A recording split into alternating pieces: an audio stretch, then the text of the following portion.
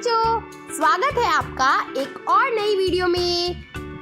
आज की इस वीडियो में हम अम्ब्रेला यानी छाते की ड्राइंग बनाना सीखने वाले हैं, वो भी स्टेप बाय स्टेप। तो चलिए हमारी इस वीडियो को शुरू करते हैं।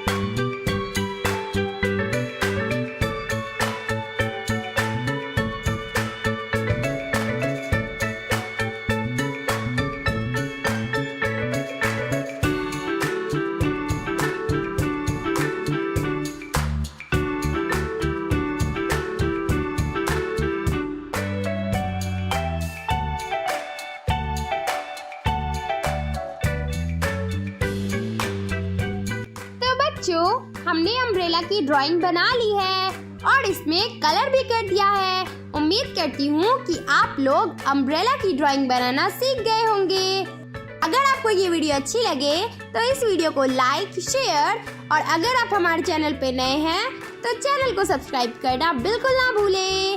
बाय बाय बच्चों।